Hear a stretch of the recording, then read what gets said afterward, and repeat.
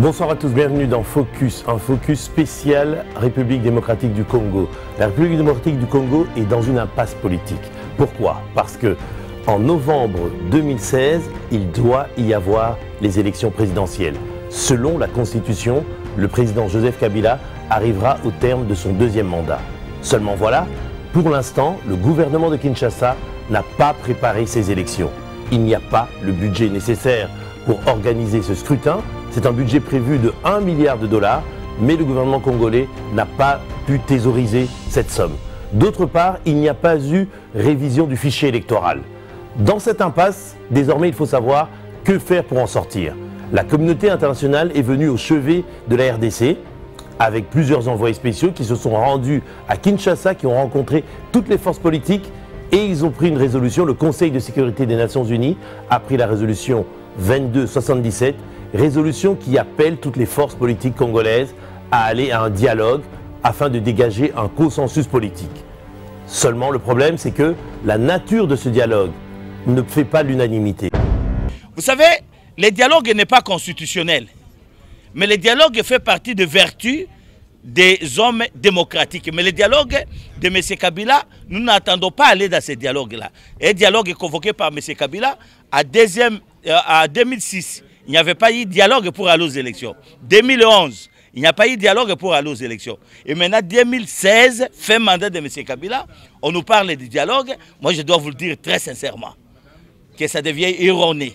Et nous ne voudrions pas nous cautionner ici ce que nous combattons. Ça veut dire, aujourd'hui, venir négocier, aller de placer des institutions fortes, nous négocions avec un homme fort. Parce que lui seul constitue maintenant un obstacle. Et quand nous allons dans ces négociations, nous allons porter vraiment en tête dans notre processus démocratique. Et je crois que le dialogue aujourd'hui dans la forme de Kabila, ça sera vraiment assassiner la nation. Mais le dialogue dans la forme auquel la communauté internationale l'a appelé, c'est aussi notre souhait. À ce que c'est un dialogue qui doit être vraiment un panel, dont notamment les États-Unis, l'Union africaine, l'Union européenne et les Nations Unies. Bon, aujourd'hui, quand vous regardez le communiqué qui a été fait par l'Union africaine, ils ajoutent les gens qui doivent accompagner M. Kodjo. Mais ce n'est pas ça l'esprit. Moi, je crois que l'esprit du dialogue doit être l'esprit congolais. Mais ça ne doit pas être l'esprit de l'Union africaine. C'est là où il y a une divergence. Et je crois que nous allons prouver au monde, et c'est là le fondamental, que le Congolais est mûr pour prendre son destin en main, comme dans les années 60. Je dois dire que notre parti soutient le dialogue depuis le début, sans aucune hésitation, parce que nous pensons que c'est l'implication de ses partenaires qui permettra, comme il a dit, la mise en œuvre et la bonne exécution des résolutions qui seront prises au dialogue. Donc pour nous, le dialogue ne devrait pas gêner, parce que nous avons la date butoir du 19 décembre 2016. On va dans la rue où on a négocié au départ. Nous pensons, nous, qu'une négociation préalable vaut mieux qu'un affrontement dont l'issue n'est pas nécessairement à notre avantage. L'opposition, si on peut dire radicale, qui est menée par Étienne Tshisekedi, qui est le patron donc de l'UDPS, l'Union pour la démocratie et le progrès social, et qui a réussi récemment un tour de force, c'est-à-dire rassembler toute l'opposition congolaise derrière lui, afin de parler d'une seule voix et de se présenter unis dans le rapport de force avec le pouvoir de Kinshasa. Les 8 et 9 juin derniers, en Belgique, il y a eu ce qu'on appelle le conclave de Genève, où toute cette opposition s'est rassemblée et elle a nommé Étienne Tshisekedi président du comité des sages. C'est lui aujourd'hui qui justement préside cette opposition. On va revenir sur ces événements. Voici un résumé des décisions importantes qui ont été prises. Il était un peu plus de minuit 30 dans la nuit de jeudi à vendredi lorsqu'Étienne Tshisekedi a fait son entrée dans la salle plénière du Château du Lac à Genneval, en banlieue de Bruxelles en Belgique. Après 5 heures d'attente, la cérémonie de clôture du conclave de l'opposition congolaise s'est terminée en apothéose, par la publication d'un texte dénommé « Acte d'engagement » qui prévoit d'unir les forces de l'opposition au sein d'une nouvelle instance baptisée « Rassemblement ». Cette nouvelle structure politique regroupe l'ensemble des forces de l'opposition acquises au changement et des représentants de la société civile. Elle a pour objectif essentiel d'exiger le respect de la Constitution congolaise et l'organisation du scrutin présidentiel en novembre 2016 et de demander le départ du président Joseph Kabila au terme de son second mandat. Prenons acte de la fin du deuxième et dernier mandat de M. Joseph Kabila Kabange le 19 décembre 2016 à minuit.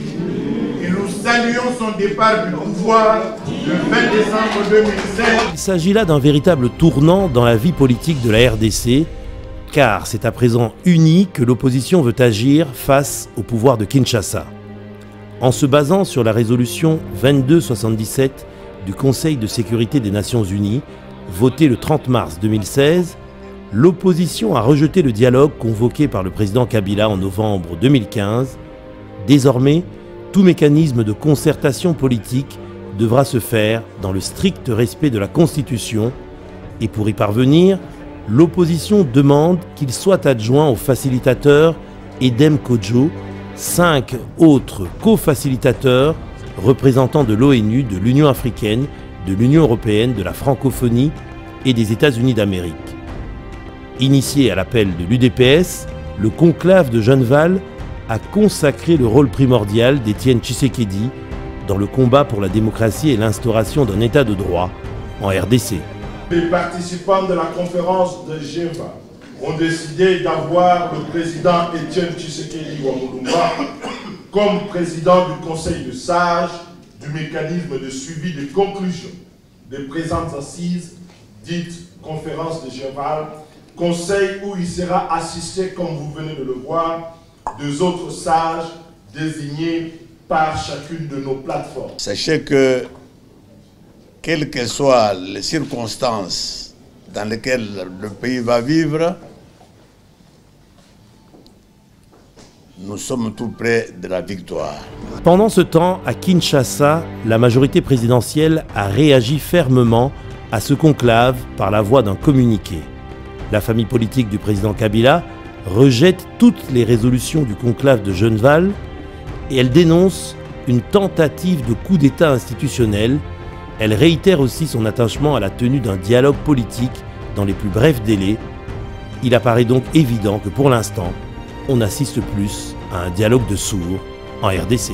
Moïse Katumbi, l'ex-gouverneur du Katanga, qui s'est déjà déclaré candidat à l'élection présidentielle, n'était pas physiquement présent, mais il était là pré-représenté par ses conseillers. Il soutient le processus de Genneval et ce mardi 5 juillet, il a rencontré le président Étienne Tshisekedi à Bruxelles, une rencontre au sommet, une rencontre qui scellait justement cette alliance entre le processus de Genneval et l'adhésion de Moïse Katumbi. Vous avez été reçu donc par le président Étienne Tshisekedi, il y a eu le conclave de Genneval, vous n'étiez pas là, mais vous étiez présent, vos conseillers étaient là. En plus, vous êtes exprimé en disant que vous souteniez ce rassemblement justement de l'opposition congolaise, que vous étiez engagé avec eux. Aujourd'hui, vous avez rencontré le président Tshisekedi. Qu'est-ce que vous vous êtes dit? Je suis venu d'abord féliciter le président du rassemblement de l'opposition, parce que c'est la première fois dans l'histoire de notre pays. Aujourd'hui, l'opposition est unie pour une seule cause, l'élection présidentielle qu'on doit convoquer au mois de septembre. Je crois que c'est vers le 15 ou le 17, et que le président Kabila doit partir après le 19 décembre 2016. Et surtout aussi, je suis venu voir le président parce que vous savez, il a lutté toute sa vie pour le multipartisme dans notre pays. Et le président va rentrer bientôt à Kinshasa. Peut-être je serai là avant pour l'accueillir à Kinshasa, ou peut-être j'irai avec le président, tout dépendra de mes médecins. Mais je demanderai à la population congolaise de venir accueillir le président du rassemblement, le président Étienne Tshisekedi. Moïse Katumbi est actuellement sous le coup d'une condamnation judiciaire en République démocratique du Congo. Il a été condamné à 3 ans de prison dans une sombre affaire de spoliation immobilière, et il est aussi sous le coup d'une instruction judiciaire pour une affaire de recrutement de mercenaires. Moïse Katumbi avait quitté le Congo et il était soumis à un silence par le procureur de la République, mais là il a décidé de rompre ce silence et de s'exprimer et de dire comment il ressent cette condamnation judiciaire. Écoutez-le. Alors vous avez dit que vous serez peut-être justement à Kinshasa avec le président Tshisekedi qui a prévu de faire un grand meeting le 31 juillet. C'est dans quelques jours. Vous, on sait que vous avez des ennuis judiciaires avec la justice du Congo. Vous avez été condamné pour une histoire d'immobilier. Il y a aussi cette histoire de soupçon d'organiser une rébellion, de recruter des mercenaires. Est-ce qu'aujourd'hui vous êtes en position de rentrer et de rester libre si vous mettez le pied à Kinshasa? Vous savez, d'abord, c'est des faux dossiers. Ce qu'ils sont en train de faire, c'est injuste. Je vais rentrer au pays. Ma conscience est tranquille. La maison que Moïse Katumbi a spoliée à Lubumbashi, d'abord, ce n'est même pas ma maison. J'ai grandi dans cette maison, c'est la maison de mon grand frère. Et je demanderai à ces juges-là d'être très prudents. Le jour qu'on aura un état de droit, tous ces juges seront poursuivis. C'est pour cela que le rassemblement est là. Nous devons accompagner le président Tshisekedi parce que ce qu'on est en train de vivre dans notre pays, il n'y a plus de justice. La justice est morte chez nous. Je vais rentrer au pays, je vais aller voir mes frères congolais et je n'ai pas peur. Ce n'est pas pour cela qu'on va intimider Moïse. Ils sont trompés de cible. Ils sont trompés de cible. Je suis déterminé. Je vais rentrer au pays. Je n'ai rien à craindre parce que ce sont des faux dossiers. Y aura-t-il un dialogue politique en RDC? La plupart des observateurs s'accordent sur le fait qu'il serait impossible d'organiser les élections présidentielles cette année. On l'a dit, il n'y a pas de budget, il n'y a pas eu révision du fichier électoral. Néanmoins, dans l'opposition et jusqu'à présent, tous disent que même s'il y a un dialogue et s'il y a une transition, cette transition ne devrait pas être présidée par le président Joseph Kabila. La communauté internationale et notamment le médiateur nommé par l'Union africaine, l'ancien Premier ministre du Togo, Edem Kodjo, est en train de faire justement des consultations à la fois de la majorité et de l'opposition pour essayer de dégager un consensus et organiser ce dialogue le plus tôt possible. Autre fait important, le pouvoir de Kinshasa a décidé de lancer l'enrôlement des électeurs à partir du 28 juillet.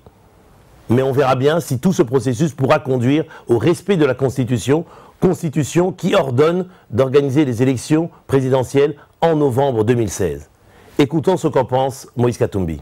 Le gouvernement de Kinshasa a acté aujourd'hui, et la communauté internationale a aussi un petit peu acté ce consensus, que c'est impossible techniquement d'organiser les élections présidentielles en 2016. Il n'y a pas d'argent pour financer ça, il n'y a pas de révision du fichier électoral.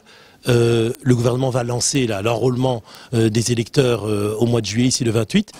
Est-ce que vous pensez qu'il vaut mieux des mauvaises élections en 2016 ou pas d'élections en 2016? Vous savez, il y aura élection. La CENI doit convoquer l'élection présidentielle. Pour le président de la République, il n'y a qu'une seule circonscription. Et on peut enrôler tout le monde pendant les 3 mois. Et c'est pour cela que je demande à tout le peuple congolais d'être très vigilant, parce qu'il n'y aura pas un jour de plus ou une minute de plus pour le président Kabila, le 19 décembre. Et tout est possible, on peut organiser les élections. Et nous allons organiser les élections. Si la majorité croit qu'elle a retardé pour que le président Kabila reste au pouvoir, la majorité, elle continue à se tromper. Le peuple congolais, la population congolaise va récupérer le pouvoir qu'elle a donné au président Kabila. Donc ça sera, nous allons, avec le retour du président Tshisekedi, il y aura des marches pacifiques. C'est pour cela que je voudrais que tous les Congolais soient ce jour-là à l'aéroport, à pied, à vélo, pour aller accueillir le président du Rassemblement. Si la CENI ne convoque pas l'élection présidentielle, la population est là. On va manifester pacifiquement, on va dire au pouvoir, au revoir Monsieur le Président, au revoir à toutes les autorités politiques. Et je demandais ce matin aussi que la population doit savoir dire au revoir. Donc chaque jour on doit dire au revoir Monsieur le Ministre, au revoir Monsieur le Président. C'est fini, 5 plus 5 égale 10, et non pas égale 10.5 ou 10.8. Vous avez parlé justement de vos ennuis de santé, vous avez expliqué qu'il y avait une tentative d'empoisonnement sur vous, on vous a agressé avec une seringue. Est-ce que vous comptez avoir des poursuites judiciaires contre ceux qui ont essayé de vous empoisonner, de vous tuer? Vous savez, aujourd'hui, c'est inutile de le poursuivre parce qu'il n'y a pas une justice. Mais j'attends quand il y aura un état de droit et c'est pour bientôt. Vous savez, la route est en train de tourner. Dans son souci d'accompagner le Congo pour pouvoir poursuivre le processus démocratique et garantir la paix et la sérénité dans le pays, la communauté internationale exerce une pression sur le pouvoir de Kinshasa. Notamment, une liste de 128 personnes a été établie, des personnes qui sont susceptibles d'être sous les sanctions internationales, et déjà, une première personne a été sanctionnée. Il s'agit de M. Kanyama, qui est le chef de la police de Kinshasa. Il a été sanctionné par les États-Unis. Alors on va écouter M. Moïse Katumbi qui s'exprime sur cette action de pression mise en place par la communauté internationale pour forcer le pouvoir de Kinshasa de respecter la Constitution. La population congolaise, elle est très pacifique. On a tué des gens au mois de janvier 2015 et on continue à tuer, on continue à arrêter des gens arbitrairement, les jeunes de Lucha, les jeunes de Filimbi, les opposants politiques, Muyambo et les autres. Et vous croyez que nous ne sommes pas armés, l'opposition, le rassemblement n'est pas armé. Ce que nous demandons, on doit sanctionner tous ces inciviques-là. Je dois dire au peuple congolais, il y a une seule chose, dire au revoir au président de la République, que le mandat est fini, qu'il y a une vie après la présidence de la République. Moïse Katumbi était gouverneur, j'avais démissionné, il y a une vie après ma démission. Donc le président Kabila doit sortir par la grande porte et le peuple congolais doit regarder ce qui se passe dans notre pays. Surtout la population congolaise, elle doit être très vigilante. Mais en disant une seule chose, au revoir Monsieur le Président, merci pour les 2 mandats, au revoir, au revoir, au revoir, merci beaucoup. Voilà, c'est la fin de Focus. Merci à tous pour votre fidélité. Merci aussi à Pierre Kanga et à Bolimpa Nimpongo pour avoir contribué à la réalisation de cette émission. On se retrouve prochainement sur Vox Africa. À bientôt, au revoir.